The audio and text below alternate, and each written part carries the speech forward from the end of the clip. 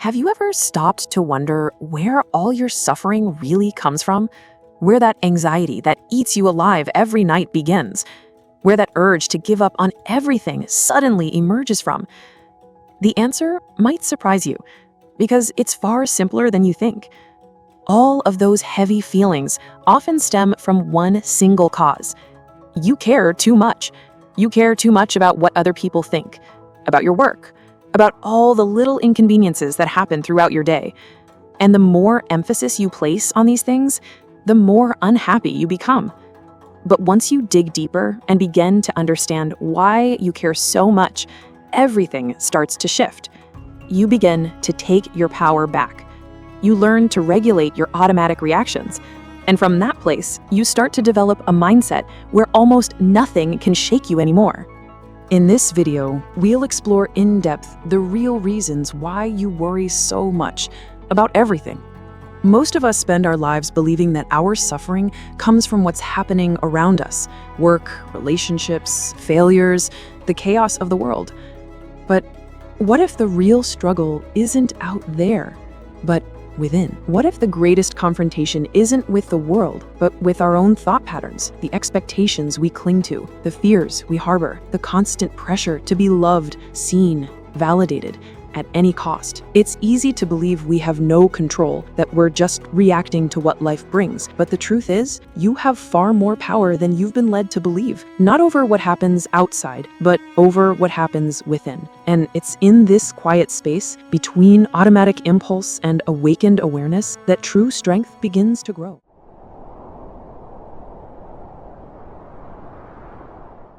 We're taught from an early age that caring is a virtue.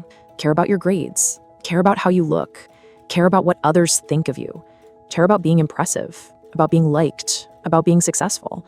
And we carry that message like a badge of honor until it starts to bury us.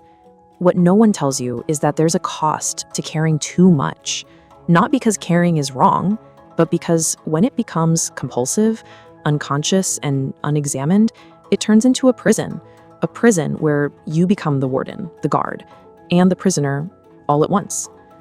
The truth is, many of the things you're suffering over right now aren't happening in the real world. They're happening in your mind. You're reliving conversations that already ended, rewriting them with perfect comebacks that will never be spoken. You're anticipating scenarios that may never happen, rehearsing your defense against critics who exist only in your imagination. You're measuring yourself through standards that were never yours to begin with. Standards borrowed from magazines, from social feeds, from voices that were loud enough to drown out your own. This is the exhaustion that goes beyond tired muscles or sleepless nights. It's the bone-deep weariness that comes from being your own harshest critic while simultaneously trying to be everyone else's ideal. Imagine carrying invisible chains everywhere you go. Chains forged not from metal, but from the weight of others' expectations. Each link represents another "what will they think" moment, another compromise of your authentic self to fit into a mold that was never designed for you. You feel tired, but it's not just physical. It's the exhaustion of constantly managing how you're seen, how you're perceived, how you might be judged. It's like being an actor who never gets to leave the stage, never gets to remove the costume, never gets to speak in their real voice.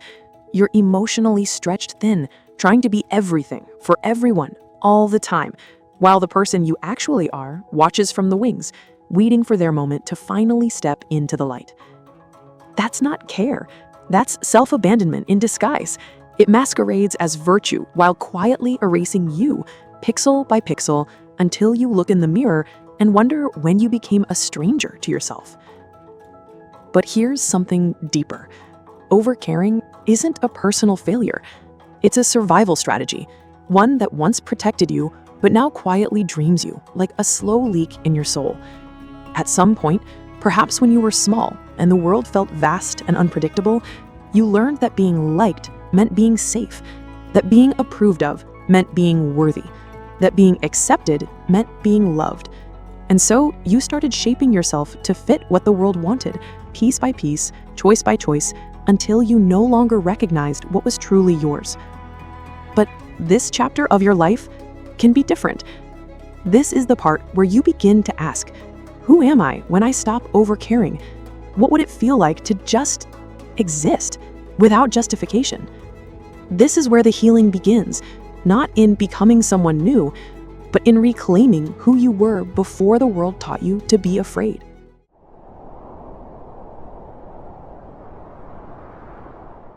It's easy to assume that we care too much because we're overly sensitive, or that we simply haven't toughened up enough to deal with life. But the truth runs deeper than personal weakness or character flaws. You care so much because you were designed to. Beneath your habits and thoughts, there are ancient survival mechanisms at play, evolutionary software running in the background of your modern life. Your nervous system was built to keep you alive, not to keep you peaceful. And because of that, your brain prioritizes certain emotional needs above all else. Needs that once meant the difference between life and death. Most of them can be traced back to 3 fundamental human cravings. 1, the need for control. We long to feel like we have a say in what happens to us. Control feels like safety. It feels like certainty. It feels like power. So we try to control everything: our environment, our image, the outcomes of our efforts, even the way others perceive us. But here's the paradox. The more you try to control the uncontrollable, the more powerless you feel. Picture yourself trying to hold water in your cupped hands. The tighter you squeeze, the faster it slips through your fingers. And that gap between what you want to manage and what you can manage becomes a breeding ground for anxiety. Sometimes your people-pleasing isn't a personality trait. It's a quiet attempt to manage how others feel about you. You find yourself checking your social media obsessively, not because you don't trust them, but because you're trying to control the narrative of your relationship. You over-explain yourself in conversations, not because the other person asked, but because you're attempting to control their interpretation of your words. You say yes when you mean no, not because you're weak, but because you've learned that approval is the closest thing safety your nervous system can find. 2, the need for acceptance and belonging. Human beings are biologically wired for connection. Thousands of years ago, to be excluded from the tribe meant death. That instinct didn't vanish with modern life. It just changed clothes, traded spears for smartphones, caves for cubicles. Now, rejection feels like erasure. Loneliness feels like failure. A lack of attention online can trigger the same parts of your brain once reserved for physical pain, literally. That's how deeply your mind craves connection, how seriously it takes the threat of social isolation. And because of that, you contort yourself, trying to belong. You laugh at jokes that aren't funny to you. You adopt opinions that feel foreign in your mouth. You shrink your dreams to fit other people's expectations of what's reasonable. You soften your edges until you're so smooth that no one can get a grip on who you really are. But the more you do that, the more disconnected you become from the one person you must belong to, yourself. It's a cruel irony. In trying so hard to be accepted by everyone, you end up being truly known by no one. 3, the need for consistency and predictability. Your brain craves patterns, familiarity, a sense of what's coming next. Because in a predictable world, you know how to survive, how to plan, how to prepare for what lies ahead. But life isn't consistent, and people aren't predictable. So when something deviates from the script, someone pulls away without explanation. Plans fall through at the last moment. Criticism appears where praise was expected. You spiral. Why? Because it threatens the illusion of stability, the story your mind tells itself about how the world works. This is why you replay conversations in your head, searching for clues you might have missed. This is why you create elaborate theories about why someone didn't text you back, why your friend seemed distant, why your boss gave you that look. It's your mind trying to piece together a story that helps you feel in control again, trying to restore the pattern, trying to make the unpredictable feel manageable. The unknown feels dangerous, even when logic tells you it isn't. But here's where psychology offers us a profound perspective. Much of what we fear about others' judgment exists primarily in our own minds. There's a cognitive bias called the spotlight effect, the tendency to overestimate how much others notice our appearance, behavior, or mistakes. We imagine we're under a spotlight, that everyone is watching, analyzing, judging our every move. But the truth is, most people are too busy worrying about their own spotlight to pay close attention to yours. That embarrassing thing you did last week, the awkward comment you made, the way you looked that day when you felt less than perfect, most people either didn't notice, or if they did, they've already forgotten, because they're too consumed with managing their own image, their own fears, their own internal spotlight. This isn't just comforting, it's liberating. It means that much of your overcaring is directed toward an audience that isn't even paying attention. But here's the deeper shift. Once you recognize that these needs for control, belonging, and predictability are not flaws, but biological patterns, you stop taking them so personally. You stop assuming that your anxiety means something is wrong with you. And instead, you begin to see it as a signal, not of who you are, but of what your nervous system was taught to protect. And from that place of clarity, you can finally ask, is this truly me, or is this just my programming?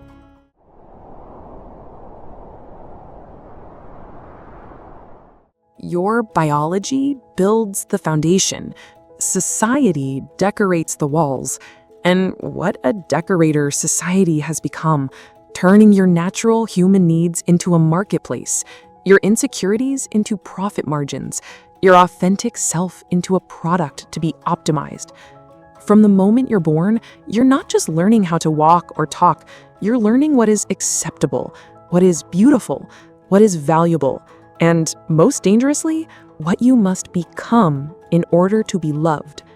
This is where the world starts writing a script for you, line by line, scene by scene, a script that whispers and then shouts. Your worth is measured by how attractive you are. Your success is defined by your productivity. Your value is tied to how many people like, follow, or praise you. Your happiness depends on acquiring the right things, achieving the right status, being seen in the right light. And the more you absorb this programming, the more you begin to believe it's your voice speaking, when in fact, it's just noise you inherited, frequency by frequency, until it became the soundtrack of your inner life. Think about it. How much of your self-doubt actually comes from within? And how much was planted by comparison? How many of your insecurities are yours, genuine reflections of your values and desires? And how many were sold to you by a culture that profits from your self-rejection? Social media didn't invent the desire to be seen. That's as old as humanity itself. But it did turn it into a performance, a 24/7 theater where the audience is always watching and the reviews never stop coming. Now, you're not just living, you're curating. You're not just showing up, you're editing. You're not just being, you're constantly branding yourself, even in the most intimate moments. Even your private life becomes a potential post. Even your genuine emotions get filtered through the lens of how would this look to others? You catch yourself thinking about how to describe your experience before you fully experienced it. You find yourself choosing restaurants not just because you like the food, but because they photograph well. You measure your relationships not just by how they feel, but by how they appear to the outside world. And every time you post, say, wear, or create something, there's a quiet question that echoes underneath. Will they approve of this? Not, do I love this? Not, does this feel true to me? But will this version of me be acceptable to the crowd? This isn't just psychological. It's systematic. It's profitable. A society that convinces you you're never enough is a society that can sell you anything. The solution to your inadequacy is always just one purchase away, one achievement away, one transformation away. Skin creams for the face you were taught to hate, titles for the worth you were told you lack, courses for the skills you were convinced you're missing, followers for the validation you were trained to crave. a lifestyle you can't afford to impress people who aren't even paying attention, people who are too busy performing their own version of success to notice yours. And perhaps the most tragic part, we normalize this exhausting performance.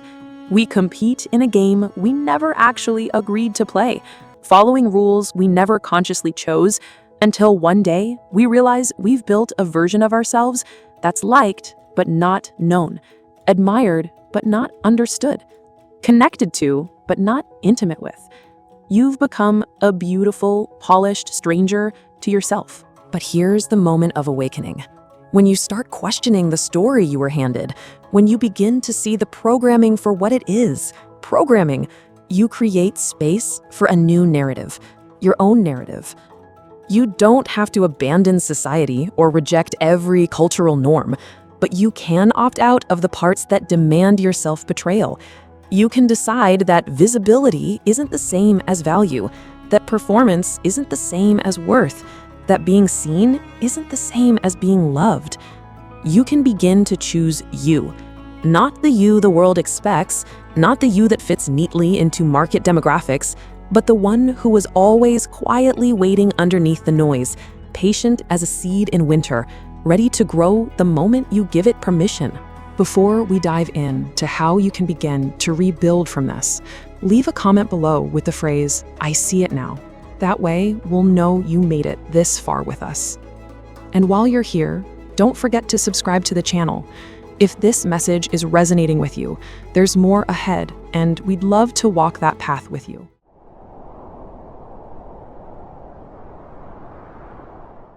Awareness is subtle. It doesn't shout. It doesn't beg for attention like anxiety does. Doesn't demand immediate action like the endless parade of self-help solutions. It whispers, patiently, beneath the noise, waiting for you to quiet down enough to hear its gentle voice. And yet, it's the most powerful tool you have. Not because it changes everything instantly, but because it makes change possible in the first place. Because before anything can change, it must be seen. Before you can shift how you respond to life, you must notice what you've been reacting to on autopilot. Before you can choose a different path, you must recognize that you're walking one at all. And the truth is, most of us live inside our triggers, inside our fears, without ever pausing long enough to ask the questions that matter. Why am I doing this? Where is this reaction really coming from? Is this response serving who I want to become? You think you're just sensitive, that your emotional intensity is a character flaw to be fixed.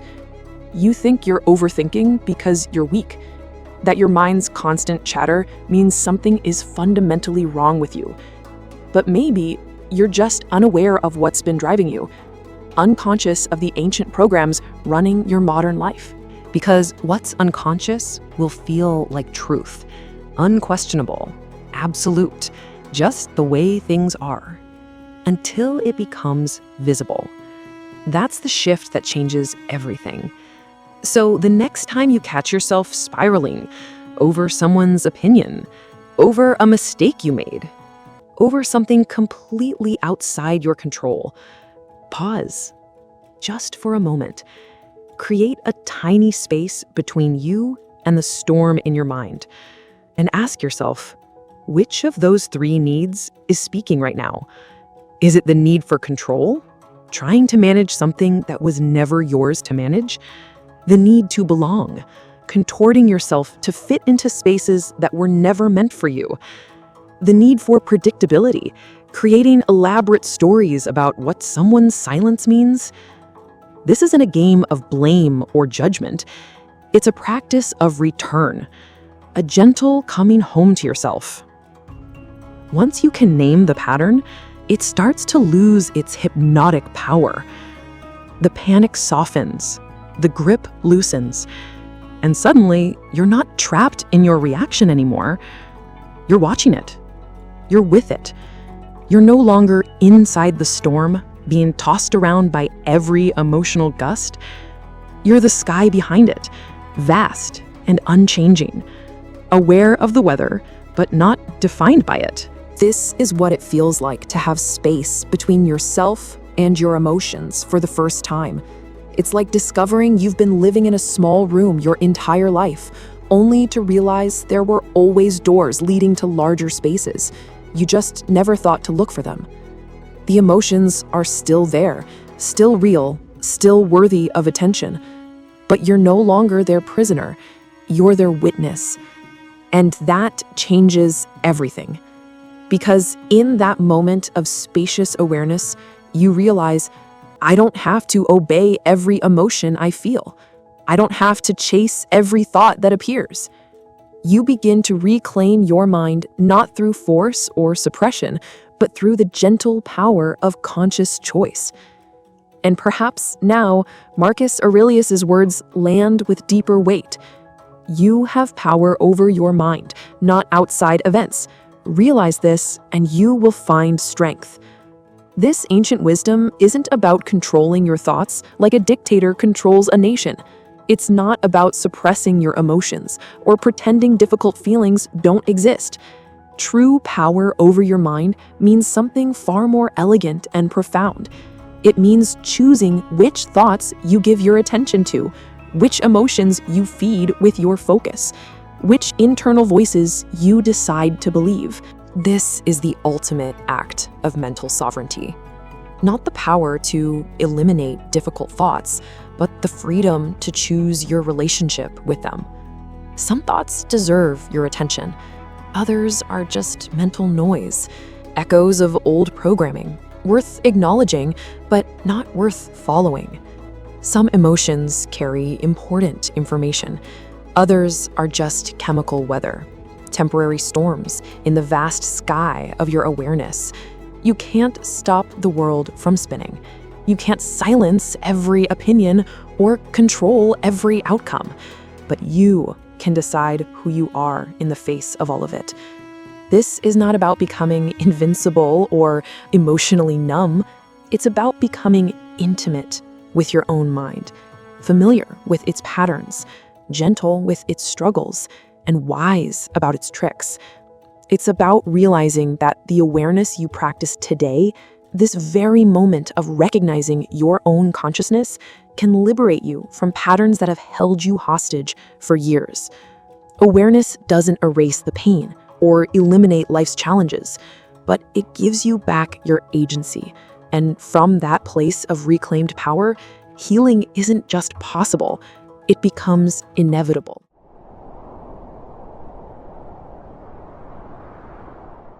Sometimes the only way to break the weight of a moment is to zoom out, to step back so far that your current worries become tiny dots in an infinite landscape, so distant that you remember what you temporarily forgot. None of this is as permanent or as important as it feels right now.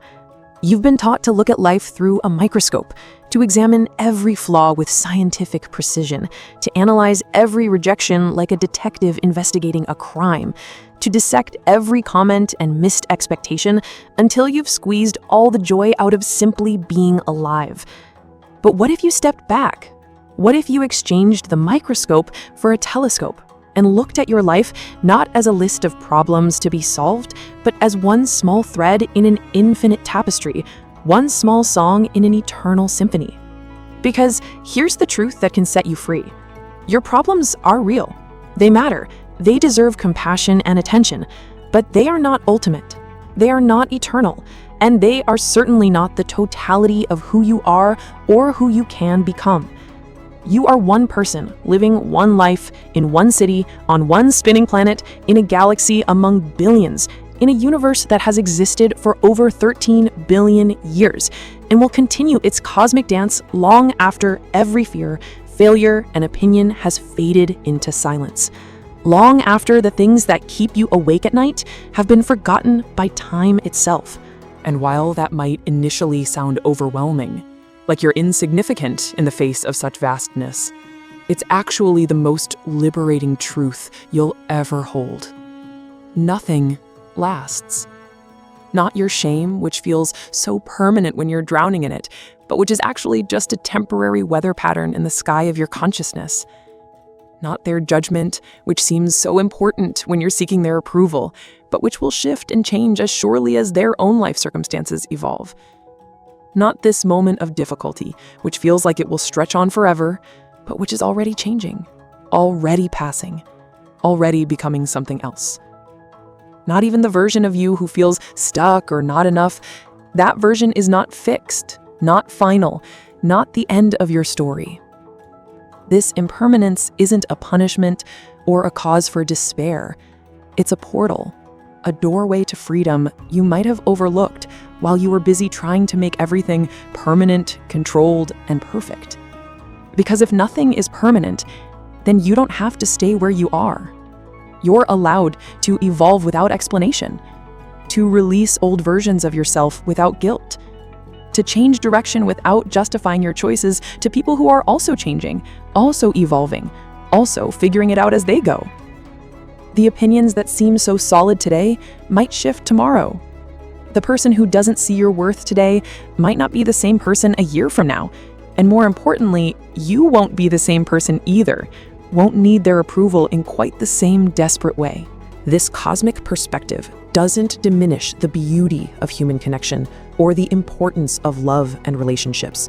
If anything, it makes them more precious, not because they'll last forever in some frozen, unchanging form, but because they're temporary gifts to be savored, not possessed, to be experienced fully, not controlled completely. And suddenly, life becomes less about control and more about presence, less about proving your worth to an audience that's constantly changing, and more about experiencing the profound gift of being alive in this moment, in this body, in this brief window of consciousness you've been given. So when someone criticizes your truth, let them. Their opinion is just one note in a symphony they don't even know they're composing, just one thread in a tapestry they can't see from their current position. When the world expects your perfection, smile and step back, because at the end of the day, we all return to the same earth. We are all temporary visitors in this vast cosmic dance, here for a brief moment, to love, to learn, to laugh, to make mistakes, to try again. And that's exactly why you must stop living like you're running out of permission. You don't need permission to be yourself, messy, imperfect, evolving, learning, growing, changing. To laugh loudly when something genuinely delights you. To say no without elaborate justification. To walk away from things that drain your spirit. To start again as many times as it takes until you find the path that feels like home. This life is not a performance to be rated by critics who are just as confused and frightened as you are. It's a gift to be unwrapped slowly, curiously, with wonder rather than worry. And you get to decide how to unwrap it, not according to someone else's timeline or expectations, but according to the rhythm that feels authentic to your own heart. So, ask yourself, if nothing truly lasts, if everything and everyone is just passing through this cosmic dance, if all the things that feel so permanent today will eventually fade into the same stardust we all came from, then why not live as who you really are? Not for applause that will eventually quiet, not for validation that will inevitably shift, but because that's where peace lives, in the space between who you think you should be and who you actually are. That's where joy waits patiently, and love grows without conditions. The moment you stop overcaring, you don't become cold or disconnected or indifferent to the beauty of human experience. You become clear, able to see what truly matters and what's just noise. You don't shut down your heart. You finally show up fully, present to the miracle of being alive, without the desperate need to justify or prove or earn that aliveness. Because you were never too sensitive. You were never too much. You were just deeply alive in a world that keeps asking you to numb that truth, to dim that light, to shrink that vastness down to something more manageable, more marketable, more convenient for others to understand. But not anymore. If you've made it this far, it's because you needed to hear this message. And maybe without even realizing it, something inside you is already beginning to shift. Since you found our channel, take a moment to watch our latest video. They don't want you to know this about spiritual awakening. It offers a clear and poetic explanation of the 5 stages of spiritual awakening, showing how this journey, though deeply personal, follows a shared path, beginning in unconscious ego, moving through the painful death of identity, diving into a desperate search for meaning, unfolding into the emergence of the authentic self, and finally arriving at a deep state of alignment with life and inner truth. Each stage is explored with care, revealing the emotional challenges and inner transformations that shape us along the way. And if you haven't subscribed yet, consider doing so you don't miss what's still to come. Until next time, take care of your mind, your soul, and your truth. You're not alone on this path. Not anymore.